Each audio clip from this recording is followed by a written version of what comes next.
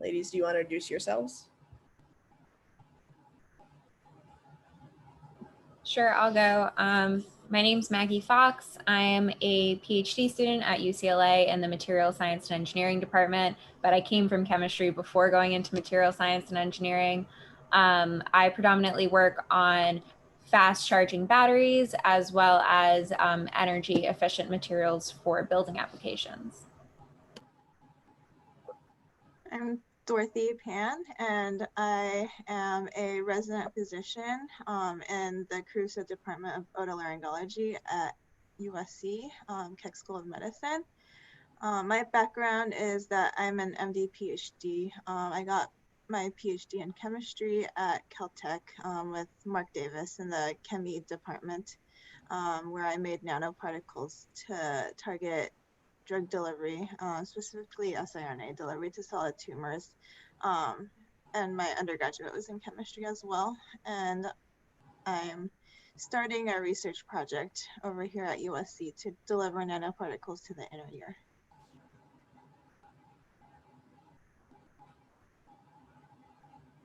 Hi, I'm Kristeen. I am a postdoc at the Buck Institute and getting training in neuroscience currently, but my background is in biochemistry and structural biology.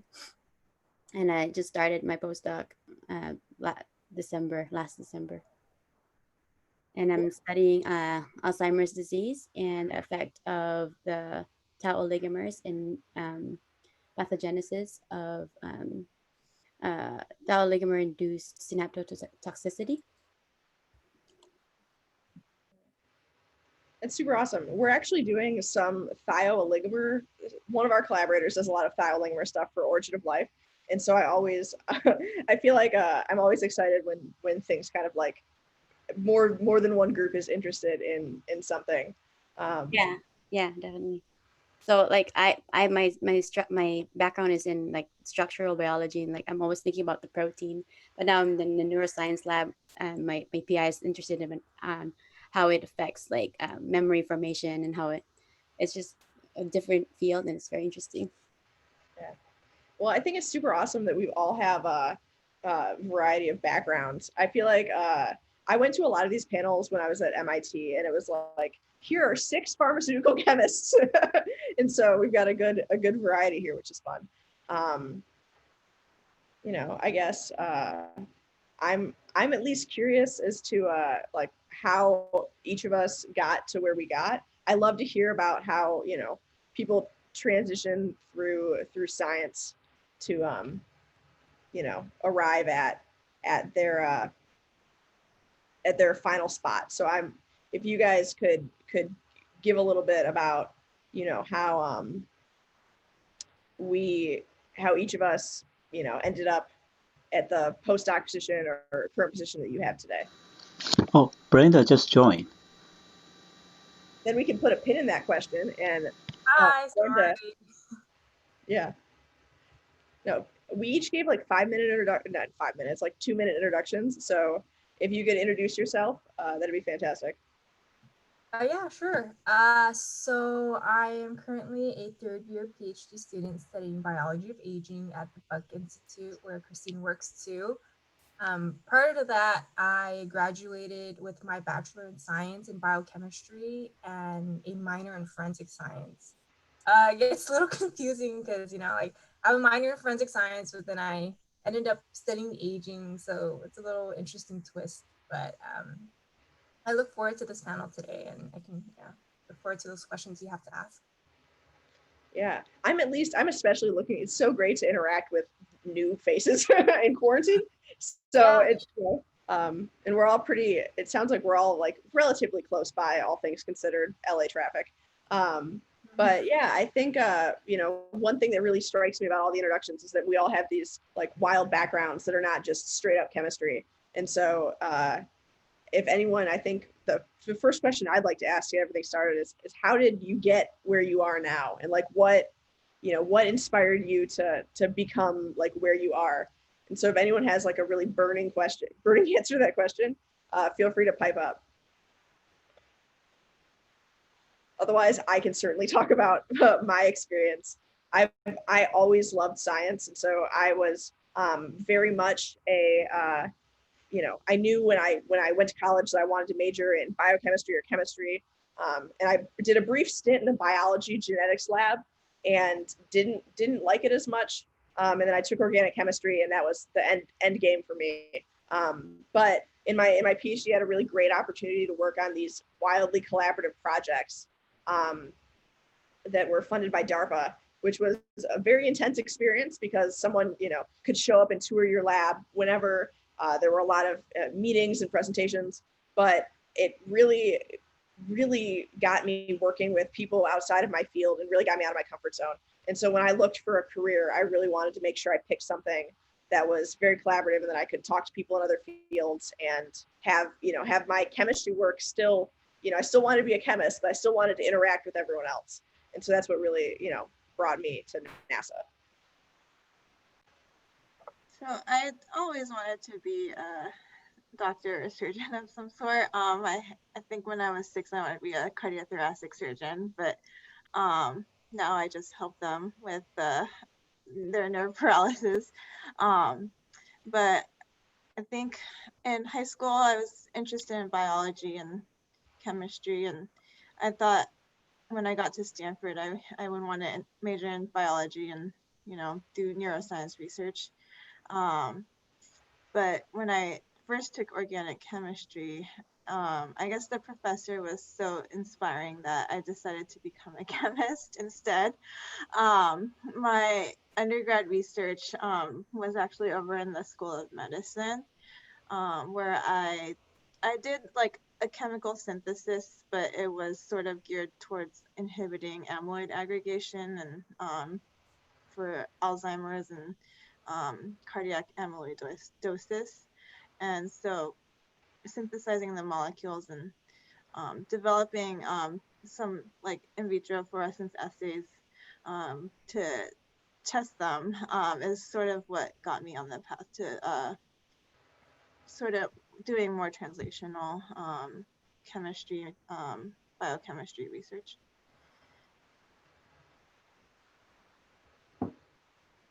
Okay, I can go next. Mine is kind of weird. Story is a long journey. I came from the Philippines and I came here when I was 15. And back then we were really, really poor. And like education there was not free. So I had to stop like school for 2 years, like my siblings. And when I came here, I went to high school and then I went to Davis. And then I just thought like, wow, I really like science, but like I didn't know what kind of science. But I was thinking about graduate school because I like school so much and it's free. And it's kind of exciting that, in graduate school, they actually pay you. So that's kind of like what got me started because like I just really like school and PhD takes a long time. and I just like for a long time, I would just follow the doors that opened, like my internships and research associate position at Touro University. And then I wasn't really into like something specific until I think I would say right now, like at the Buck, I'm actually really interested in what I'm learning. Like neuroscience is actually a really cool field. But before that, I was just like doing things that like came up to me, like. But yeah, that's my story. I guess I can go. So ever since I was a child, my dad exposed me to science. He like bought me like science kit, like a microscope, and just like spy kits. And like in elementary school, I remember going to like the book fair and just buying like these gadgets. And I'm the only child too, so I had to be creative. I had to like try to spark up that environment for myself and like see like what I can do. So I always had like my dad bought me like a big Lego like set too, and Legos aren't cheap. So I had that like creative aspect as a child. And then I always wanted to be like an undercover spy agent or wanted to work for the CIA one day. And because I was like really into the detective just scenario, but I guess some people would be like, oh, you must like watch like these CIS shows or like NCIS or something like that. Yeah, I did, but they weren't like the main influence in my life for that like career path. So like up until college, I was like, yeah, I want to apply to the CIA. And then at that point, I was old enough to understand like, well, if you go into this field, you're not really going to have a life out of your work life. And I was really thinking long term, like, oh, like I want a family. Like, do I really want to work in secret all the time? Like, I wouldn't be able to communicate with my parents, like what I'm doing and stuff. So it definitely forced me to think about it more. So that was up until I joined a research lab, and then I studied plants, and I studied how to prolong the lifespan of a plant.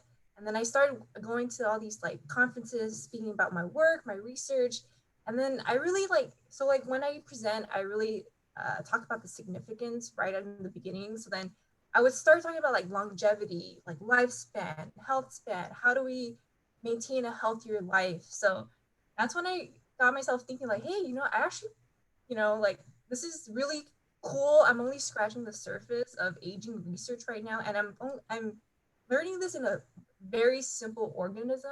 Like, why won't I just work up the ladder and like work like just look at this in a different aspect, like a more complex organism, like mice today that I'm doing. And so then that kind of just paved the path for me because I was a biology major, and then biology got like, it seemed to me it was too simple for me because it was just like memorization and stuff. So then once I took organic chemistry, I was like, hey, this is really cool.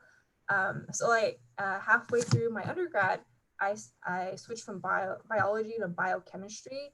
And those were my last 2 years where I took more biochemistry classes, more hard science. And yeah, and after that, I wanted to apply to grad school. So I applied to the USC Biology of Aging programs along with other programs, but I knew I wanted to study aging at that point. So here I am in my third year doing amazing aging research. So yeah. All right, well, I guess it's my turn then. So growing up, I always really liked science. I was like the kid in the kitchen, like blowing things up. But it wasn't until I got to high school and I took my first chemistry class that I kind of was like, all right, this is it. So I went into college thinking I'll do chemistry. I was leaning more towards like biochemistry or organic chemistry side because that was what more of my classmates were doing. And then I like stumbled into like my first research lab and it was in materials chemistry instead of more of the organic side. And that kind of just, that hooked me and I was like, this is definitely it. So I went down the materials chemistry path instead of like the traditional like organic or more of like biochemistry side of things. And I wasn't really sure what I wanted to do after I graduated, but I knew I really liked the research I was doing. So I was doing energy storage research as an undergraduate. And then I got this opportunity to go abroad to do research. And while I was there, I was talking to some of the graduate students that were there and just kind of like telling them like, I don't know what I want to do next and everything. And one of them was like, like based on what you're describing for what you really like for the research and everything, he was like, you should really look at the materials engineering aspect of it because then you still get to do the chemistry and the synthesis and everything that you really enjoy about chemistry, but you also get to look at device development, which is something that you seem to be getting into more as the summer progresses. So I went back to school that fall and I decided that that was the path that I wanted to take. And I spoke to my advisor about graduate school. So he helped me with applications. And I'm originally from the East Coast. So I moved all the way out here to California. And yeah, I've been in my research lab now for 3 years. I still get to work on electrochemical devices. So like batteries, supercapacitors, energy storage devices. But I also get to work on different things. So chemistry and other aspects. So making glass and how that works and everything, but also like the engineering properties of it. So it's a little bit of like a indirect route, I guess, to like engineering, but it's definitely it's fun to get to combine both of the fields. Yeah, so any of the attendees, feel free to, again, shout out your questions or type them in the chat. but there are no questions yet. So one thing, so Brenda, I actually really liked that you talked about the CIA, because I really enjoyed my experience on DARPA. And so I was like, oh man, like what if I just kind of not stay with DARPA, but do like DOE or DOE research, or DOD, whatever. But I really like to be able to talk about my research and do stuff like this where I can communicate with people and present my work. And yeah, I was really, once I realized that was not going to be a thing, if I chose that career path, that really, shut that down a little bit for me. We've got people at like different levels in their PhD. So one thing that I think about often or thought about often when I finished my PhD was what advice would you give yourself at the beginning, whether as an undergrad or in a first year grad student? Is there anything that really stands out that now that you would like to tell yourself? Go back in time and I think I would tell a lot of the first years, or I do tell a lot of the first year graduate students now, like it's okay to not know exactly what you want to research and like be interested in a lot of different things. I know a lot of people are afraid once they start graduate school that they're like, whatever advisor I start with, I just need to stick with them or I'm never going to finish in time. And that's really not the case. If you decide that as you're going through your graduate school experience, I learned so many new things in that first year of classes that at one point I was like, maybe I'm not in the right and like group and everything. Like maybe I should switch groups and everything. Granted, I didn't, because I really did enjoy my research projects, but being comfortable enough to say like, hey, I think I changed my mind and want to research something else or look into something else. That's totally okay. Like it does not need to be figured out day one or even going into it. Absolutely. And I think on classes, I spent a lot of time being very concerned, because the classes were challenging, right? Your first year of grad school, and you're there and you're like, I thought I was an organic chemist. Why am I having, why is this hard? And so I think that just generally being like kinder to yourself and being very much more like open to learning and not focused on, being worried about what you don't know would be very helpful for a much younger Jessica. Yeah. Adding to that, since I just started my third year, I feel like I'm just realizing now, like hitting the lows of PhD research usually, because like the first 2 years are just like all highs, right? You're learning so much, thinks everything's going right your way, and then like you hit your third year, your fourth year. But something I would tell myself is that it's okay to not know. The field is so large, and I think I put a lot of stress on myself my first year because I came from like I studied plants, so like it was way more easy. And then the first year I like started learning about the brain and like the circuit, like everything. I was like, wow, this is so complex, and I put a lot of like unnecessary stress on myself. So I would just tell myself to like, it's okay to say like you don't know, because honestly, like no one knows everything. So it's just nothing to be ashamed of, but just to own up to it and just say you don't know, but like there's so many opportunities to learn. So that's what I would tell myself. And I feel like all of us, by your third year, you should be done with your quals, I'm pretty sure, if I remember correctly how this works. And so I feel like when I was prepping for quals, one thing that was really wild for me is it's like they're trying to figure out what you don't know. Like you should know the obvious things about your project. My project was on nickel, so I should know different oxidation states of nickel. I should know how it reacts and general mechanisms and whatever else. But they're trying to figure out what you aren't aware of. And I think that that was like a very, not being expected to know everything, and them trying to like challenge you is to think on the spot and like logic your way through stuff was a better way to approach the exam than thinking of these like 5 very scary professors just trying to like completely wreck you. Yeah, that's funny that you said that. I just took my quals this past August, so it was really different. Obviously, we're still in a pandemic, so usually quals would take place in person, all these eyes staring at you in person. But I did it on Zoom, which was very interesting. but we had to do it before we started our third year anyway. So I figured it was an opportunity, and yeah, it's like you can totally see like my frustration during these times when they were asking me questions, but then in the end they're like, like, don't worry about it. Like we're here. Like the purpose for this is to push your buttons. So it was fun though, because usually I would practice in front of my lab and like other friends and colleagues, but then during this pandemic, I had to like just practice on my own. So it was getting really like boring and repetitive. So then I guess like when that day came, I was really excited to talk about it with other people. So it was different, but yeah, I had fun. But yeah, definitely like it's okay to not know, but yeah. So for me, my advice, if I could go back, is to just relax. Like PhD takes a long time, and it's very important that you manage your time and take a time for yourself. And then that was my mistake the first 3 years. I worked every day, Monday through Sunday, 12 to 15 hours a day, because I was really interested in my research. And in the end, it didn't help me. I mean, I was productive, but like my mental health was not good. And I was always trying to please my PI because she was so excited. I have so much data. Like that's like kind of like natural in me to just do my best. And I didn't know how to stop. And I only learned how to manage my time when I had my son after my quals. So after third year, then I had to manage my time more better. And so I had to leave lab at 5 o'clock, and I thought that was so bad because like I need more time to get more data.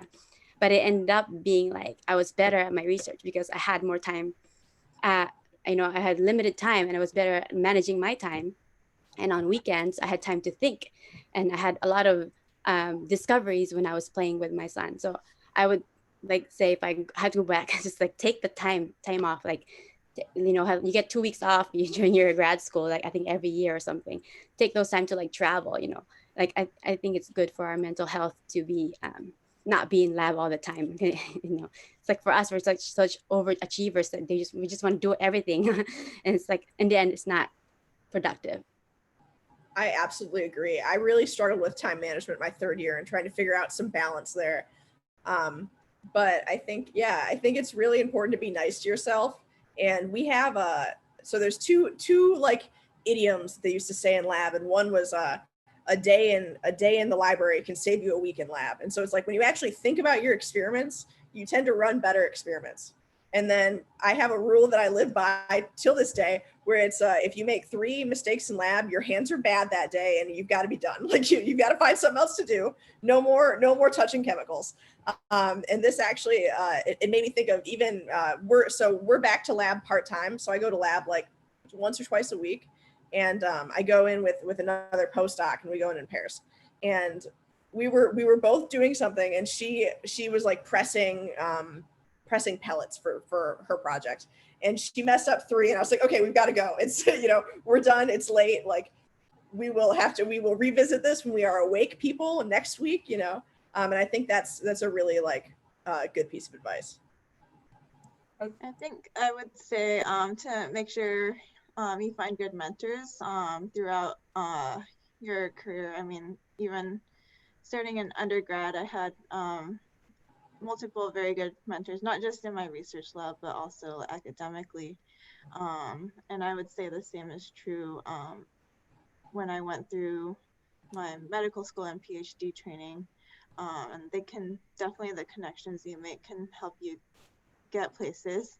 And even now, as a resident, there are many people in my department who are like early in their career, trying to be a clinician scientist or a surgeon scientist, and like new faculty starting all the time who, the older faculty are mentoring the younger faculty, and then also their residents are all, being exposed to all of the faculty. So getting a lot of good mentorship, and even at people you meet at meetings as well, can, if you like make a good connection, can be mentors if you're thinking about going to academia or industry.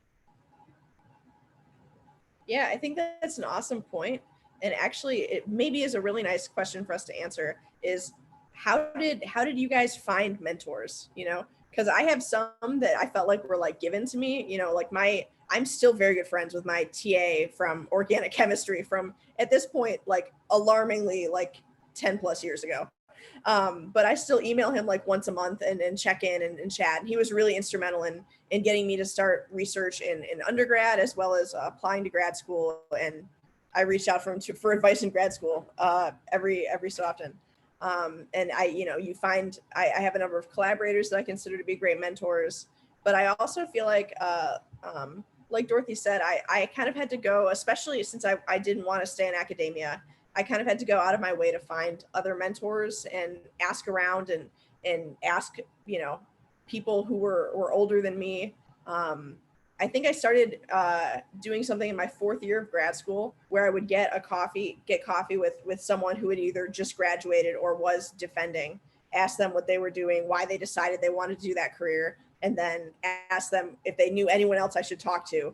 And I met a ton of people that way, which is awesome. I think, especially in science, we should be talking to each other. Even at the very, beginning, like there's a lot of, I can see a lot of ways where like our research can overlap in interesting ways, just from, the little summaries we gave. And, that's not to say we should be like collaborators, but we should as fields talk to each other. There's stuff that electrochemists and material scientists have done building reactors that are relevant for origin of life and relevant for pharmaceutical chemistry and medicinal chemistry and so forth and so on. So how did you guys find your mentors, and do you have any advice on how to find mentors? I guess I can go. So my first mentor was my undergrad mentor, and he was great. We were a really diverse lab, which I loved because we had like 16 people in our lab, and lab meetings would take forever on Fridays because we would do like around the table. So lab meeting would be like 2 to 3 hours, but I loved it because we had really good conversations. He was really supportive. He was department chair at that time too. So like he was definitely a connection. Like it was great with people when people were applying to grad school that year because he was the department chair, and like of course someone would want a letter of recommendation from a department chair. So everyone's like, yeah, you should really, like consider it and stuff. But that was my first undergrad mentor. And then when I went to grad school, which was completely different, in my program, you can do rotations in labs. I know some programs, they just, if you know who you want to work with, you can just, I guess, join that lab. But for me, it was an eye-opening experience because during all my rotations, I learned something new, whether it was technique or the environment I wanted to be in. So like, in every lab I rotated in, I wanted to see if I could thrive in that environment, to see if I can, get along with these people and see if I can, be around them for the next 5 years or less, because some people were in their later years in their PhD. So, and then like just the conversations you have with your PI too, like, do you guys see eye to eye? Like, do you guys have the same ideas? It's okay if you don't have the same ideas, because that's how you generate new and more creative ideas. But just like their interactions you have with the PI and like the environment, and just like, I guess like location too would be a big one. I lived closer to the USC Keck medical campus, and it was always a pain for me to drive to the main campus. It would take 2 hours in traffic, and that really just set the tone for the day. Like I would go to lab, just like, wow, I just spent like this 2 hours of my day in traffic, and then I'm gonna have to spend 2 more hours going back. I was just completely drained by the end of the day. So that really affected my mood and like how I saw everything after like I did my research and everything. But I learned a lot during my rotations at USC. I think I did like 3. And I don't know, I really wanted to stay in LA too because my family was there, and I was like, like I'm have family, and it'd be kind of hard to move away from them. But I think during your PhD, it's better to get away and be more productive, because a lot can hold you back if you're around your family and you're not going to graduate in 4 or 5 years if you wanted to. So I thought that the best choice was to move here because my PhD program is affiliated with the Buck Institute in Marin County in Nevada. So I figured this was my chance to really get away and be productive and just focus on what I wanted to do. So that for that, like I chose a lab up here, and it turns out like like I love the lab I'm in now because we're also a diverse group, and it kind of reminded me of my graduate lab and like the mentor too. Even though my PI is an MD PhD, like he separates the time for me because I'm his first grad student too. So obviously there's like some juggling around and like some new things he has to learn too. So it was both a learning experience, but day one when I met him, like he was so supportive. He was just really helpful, and I really wanted that as a mentor. So that's how I chose my lab that I am in today. Yeah, that's awesome. And I really, really like that you talked about seeing if the lab group was a good fit. I when I went to grad school, I was just like very excited about chemistry generally. I was like, I want to do all of the things. I want to research all of the topics. And so it really came down to finding a group that I got along with and that it was right for me. And I think that's a big fit when looking for research groups. Yeah, I think for me, like when I started and everything, like kind of how you said earlier, Jessica, like my original mentors were like definitely by circumstance. So like my TAs or like my first research advisor. But my first research advisor, weirdly enough, introduced me to my graduate research advisor. We met like all of us at a conference, and that was like I think it was a really good thing for me just because I was sort of familiar with him already, that I felt more comfortable going in. But the thing that really sold me on having him as a mentor and continuing on working with him after that was the fact that he was very clear to me from the beginning that like, yeah, like me and him had to like get along and everything, and we would interview with each other. But he was like, but you also need to get along with the students I already have. He's like, we're like a family, like we rely on each other, we all help each other out. And he's like, and if you're not comfortable with the rest of them, like you're not going to be comfortable here for 5 years. So like you guys all need to show that like it's kind of like interviewing each other. So it was like the first time I met the other grad students in my lab, that was a big thing for me and everything. And luckily, like we all got along really well. We all still do get along really well, but I found that they're some of the best mentors that I had because they saw me when I was scared and interviewing for grad school. So they saw me at like a super vulnerable time and still found ways to like help me out and everything. And we try to do that with the younger students. But like besides like circumstance, I think a really important thing is also like looking outside of your lab and like out of your department. So a big thing for me was like joining other organizations, and I met a lot of my mentors that way. So like I joined like the ACS on campus and like the Society of Women Engineers, or just like different like teaching organizations and things like that. So having people serve as mentors that weren't directly in my field, I feel like really helps me not only like be like more over like all around thorough in my research, but also help me be able to see the big picture still. Because I think a really big thing that we forget when we're doing our PhD research and everything is that like it's not just that specific thing, like you need to look at the bigger picture and everything like that. So having people outside of the field serve as mentors really helps put things into better perspective. Absolutely. I like that you brought two things that you brought up, especially. So it is so important to have friends and mentors outside of your field because there's such a excellent gut check for when you're so deep in like one problem. And they can be like, just go to sleep. Just, it's time. No, I don't care. Like, just go, it's come out. You need to leave lab. And then I actually had a very similar experience when I interviewed for my postdoc. They made sure that I had multiple chats with the students and with collaborators. And I think I was of course absolutely terrified, but I think it was actually a really awesome style because then, everyone that you would work with has to almost sign off on you and make sure that you're a reasonable person. And we do that with when we interview, students and postdocs who are new coming in. And I think that it's important to like have a cohesive group that works together. I hear like rumors and horror stories about groups that are a lot more competitive, and I don't think that leads to productive science.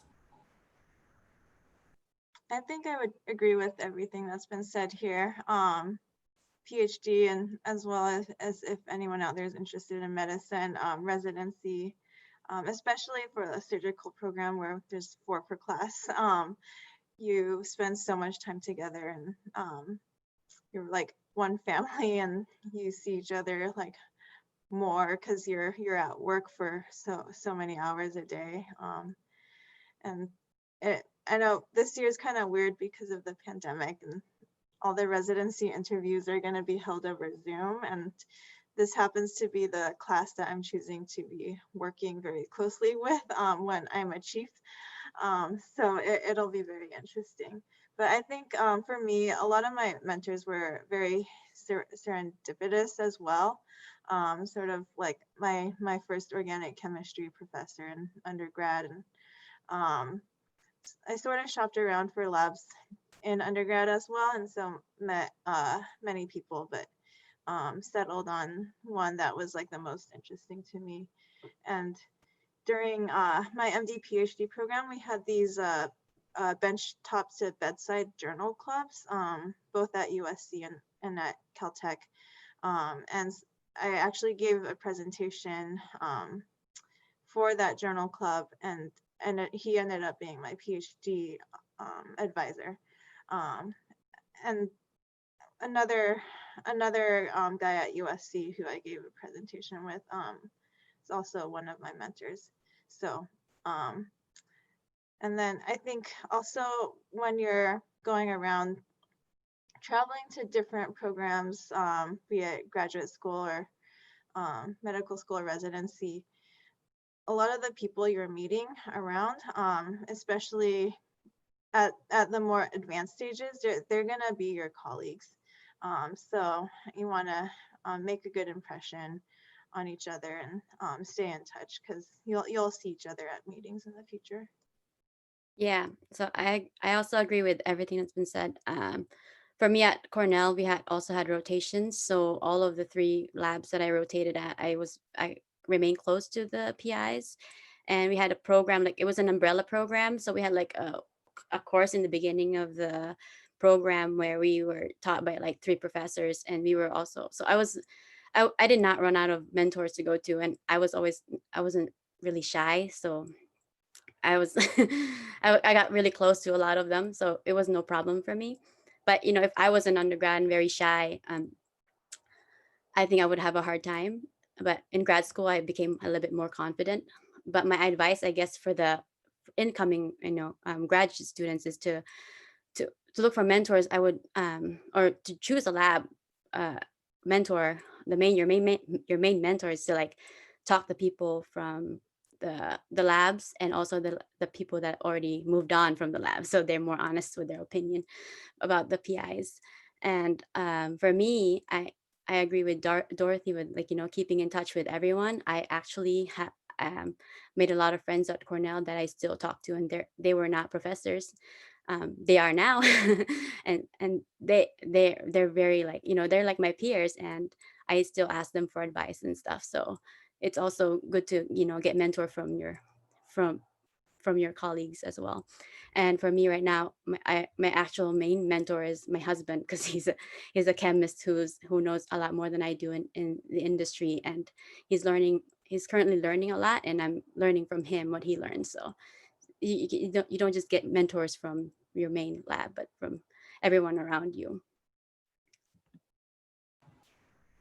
Awesome. So I just want to, are there any questions from the attendees? And if not, do any of the panelists have questions for the rest of us? I wanted, like, especially, Maggie and Brenda, do you want to know what things look like on the other side? I don't know, like, is there any questions you have for people who have recently transitioned to a postdoc or, transitioned out of grad school? Sorry, Maggie, do you want to go? Oh, you can go first. Oh, I just wanted to add something along with connections.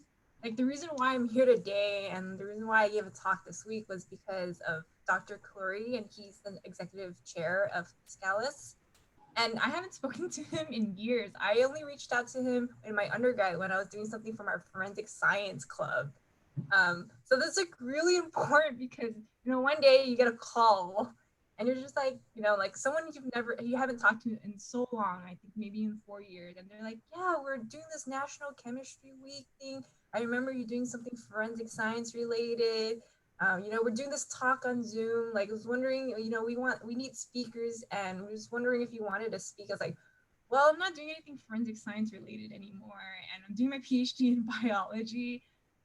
But yeah, I can give a talk. I can make it more chemistry if you would like.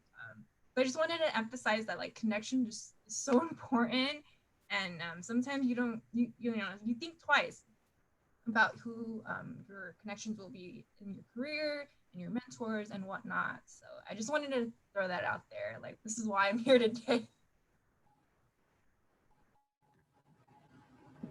All right, well, I guess I'm gonna like pose a question, kind of sort of on also Brenda's behalf, but like not really.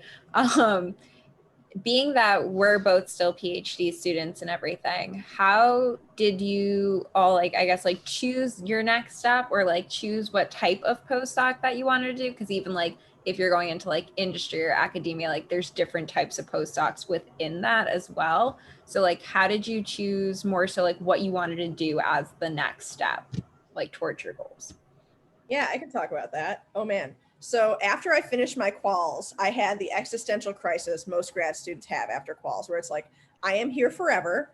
Oh my gosh, now I have to publish. Like, what is happening? Like, there's, you know, it's like, and it's just here till the defense, you know? So it felt very, I felt like I actually had to think about, you know, what I wanted to do with my degree. Because now, you know, there wasn't the risk that they were just going to like kick me out of the program. I had to actually, you know, figure out what I wanted to do with the degree that I was definitely going to get. And one thing I did that was really helpful is I talked to the career counselors. And at first I thought that was like, I was like, what are they going to tell me? You know, I'm a chemist and, you know, the chemists know more about chemistry things than, you know, the career people. But it was actually super helpful. And I went in with like a notepad that was like maybe ocean research ? Like I heart NASA. And like, I've had a good time with the government so far. And just like handed it to this poor guy and was like, what do you think? And that really helped direct. So I think both of you are in great positions to really start thinking about what you want to do next since you're in your third year. And that's really, I think, you know, you've done the big exams, the other stuff. And so I talked to the career counselor, and like I said, I talked to a lot of alumni. But really what it came down to for me is I loved my PhD. I loved my projects, but I wanted to do something more applied. And I knew I didn't want to necessarily be a professor. And I really didn't love the idea of pharma. And so I knew, you know, kind of going into the career counselor and alumni chats that I wanted something different than, you know, the quote unquote mainstream, you know, organic chemistry jobs. And I really landed on a postdoc kind of by happenstance. I applied very broadly, you know, in the fall of my 5th year, you know, and I applied to startups randomly, but I really didn't like that because they can't really hire you until like a month before, you know, it's because they're a lot smaller. You know, I looked at, you know, some pharma jobs. And so I recommend, you know, starting early and really starting to, you know, talk to the resources you have at your university and talk to the people around you. And it is also very helpful to narrow down what you don't want to do. So it helped very much when I was like applying for jobs. I could like cut certain segments. Like I didn't want to do an academic postdoc. You know, I wanted to do something, you know, where it was definitely more applied and definitely, you know, at some kind of center. So I knew I could very easily cut swaths of things out of the possibility. And I think that was very helpful. I'm not sure that entirely answers your question, but that's the advice and direction that I took. No, it definitely does. Yeah, I think similar advice. I mean, I had fewer options because if I wanted to finish my MD PhD, I had to go back to finish med school. But even after finishing medical school, I mean, there's people in my program who's gone on to residency versus doing a postdoc versus just going to industry after finishing the whole program. So just figuring out what you want to do, and considering like non-traditional paths as well. Like, I mean, if you're more interested in like publicizing science, like science publishing and that kind of thing, as well. For me, again, it's kind of strange, but my goal in life was to finish college and then move on to PhD. And then I finished PhD. It's like, now what? It's like, that's it. You already reached your dream. Like, what am I gonna do now? And then there's so many options, you know. Like, I thought about going to law school because I said I like law school. I like school so much. I talked about going to MBA program and then programs, or like going to med school because I've always liked surgery. I don't know, but just like, you know, I didn't really have a, I still don't have a clear goal, but other than in the back of my head is I like helping people. Like I've been helping my family from in the Philippines, or like in like, you know, experiencing poverty, you know. So my goal right now is just like find a way, like how can I help more people. So I went to the Buck because I was interested in aging, and when I got to the Buck, Buck Institute, I learned a lot about aging and how to be healthy, live healthier. And I've been like telling my family how to you know, avoid sugar and sleep more, and so that they can live longer and not get Alzheimer's disease. So I think for now I'm really happy where I'm at because I'm actually learning something that I know can help people. And at this point, I am trying to figure out what I'm gonna do next. Like, I know that I'm not gonna be a professor because I know that I hate writing. I don't like, I do not want to write grants. And my husband says like I am a different person when I'm writing a grant. I'm like a miserable, you know, he doesn't want to be around me. So that's something I know I don't want to do. But I really like bench science because that's my passion. I guess I like doing things with my hands, and I like baking. So maybe I have a bakery someday while working in the lab. So right now I'm still trying to figure out what I want to do. But my advice is, yeah, I agree with Jessica and Dorothy. Like, figure out what you want to do now. Don't be like me, like just kind of like testing the waters. But yeah, sorry, I don't have like a clear advice. I will also say I don't know what my next steps are. I don't have anything specific, you know, laid out for postdoc, and so I think it's okay to not know too. And I think it's okay to if you're, I mean, if you're, you know, in a position where you are able to try things, I think that that is a really great place to be, because, you know, especially with like a postdoc, it's a different commitment than a PhD program.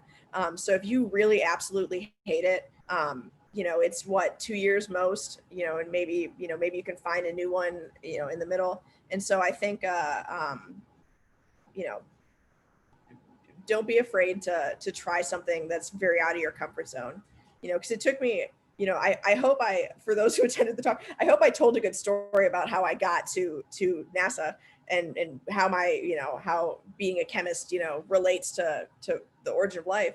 But, you know, when I first started, it took me a while to make the connections where it's like, okay, here's where I can use this skill set, and here's where I can use this skill set. And oh, thank God we're still using NMR, you know? And so I think I would encourage you also to push yourself out of your comfort zone, especially if you, you know, find a group that you really like the values of.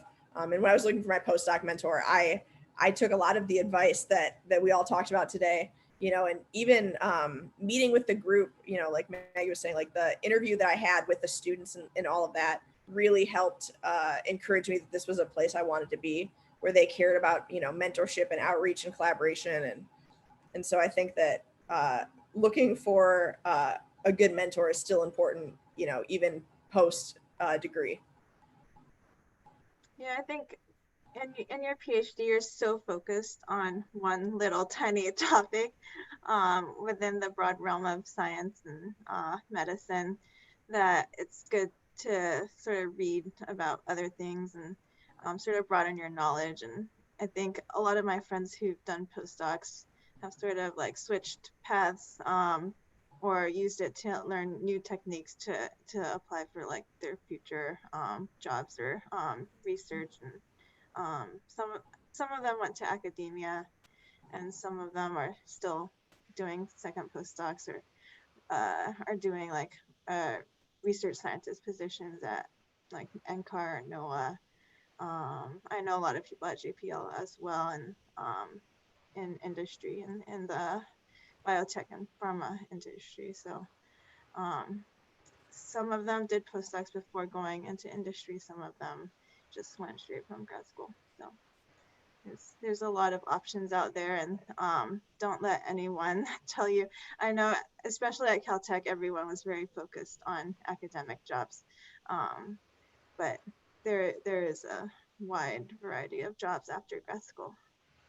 I'm so glad you said that. I feel like there, you know, it where I was, it was like, well, we're training new professors, or you know, some of the people felt that way, and I feel like there are so many jobs for PhD level chemists.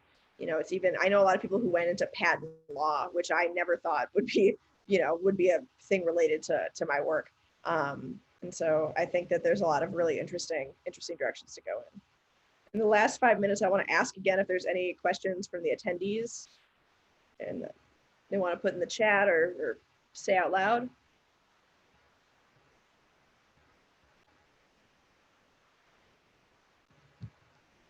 Okay. Well, I think, you know, I really think this was like a really nice way to, you know, meet some new chemists and see some new faces. So I hope, you know, I hope we're able to keep in touch and, you know, continue doing stuff like this. And I hope this was very helpful for the attendees as well. Yeah, this is wonderful. But just maybe the final remark can, you know, can you comment on, you know, how the, you know, girls, ladies, and the interest in STEM or chemistry career? Can you give, you know, maybe, you know, a few words, you know, to inspire them, encourage them, you know, something like that. Each of you, something like that. I think I'd tell young girls and young ladies to not let, you know, thoughts about having family and that kind of thing deter you from doing what you want, because clearly in my department there are definitely young women on the faculty who are great surgeons, and some of them also doing research, and they're very successful at it, and they're still able to sort of balance everything and have children, sometimes multiple children, and take care of them. Yeah, I would jump off of that and say, don't let people, you know, tell you that scientists have to look a certain way. I think that you know, there's growing diversity in the fields, and you know, I think going to events like this and going to other kind of workshops and really trying to find female chemists as mentors is really important.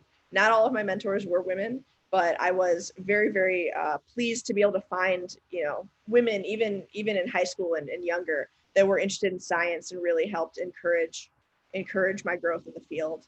And I also would say a lot of these organizations, I know MIT has a women in chemistry organization. I know that there's sororities of women in chemistry. So please reach out to these organizations. And, you know, if anyone listening or on the panel would love to, like, I would love to chat with any of you about, you know, my experiences as a woman in chemistry specifically, and about research and all of that stuff as well. I would say that don't be afraid to speak up when you think you're being treated unfairly. And you know, I got a lot of that at Cornell when I was pregnant, and everyone was talking bad, like behind my back, about being pregnant in grad school, and everyone just expected that I was gonna quit and fail, and that was like not. I just fought back because, like, why is everyone treating my pregnancy like a failure? I'm like 29 years old. I'm like, you know, like I've always wanted to have kids, but yeah, just like when people are treating you unfairly, it's okay to speak up, and you have the right, and you can do, us women can do a lot of things, even having kids. It's possible. I think I would say, like, just remember, like, you deserve to be there just as much as everybody else that's in your program. You're definitely going to have times where you feel like how the heck did I get here? Like, imposter syndrome is real. But just remembering that, like, you worked hard to get where you are, you deserve to be where you are, and you didn't get there because you're a woman. In fact, most of the time you got there in spite of the fact that you're a woman. So just remembering that you do deserve to be there and you're just as capable as anybody else that you work with. Like, being a woman is not a deterrent, or it shouldn't be. And yeah, you have the skills. Yeah, I guess I would just end off by saying, like, don't be intimidated by, how a scientist should look like. You won't know until you try, and you definitely won't get into the school you want if you don't apply, because I was told that a lot. Always doubting myself and just like having like the lack of confidence. So definitely don't be intimidated and don't doubt yourself.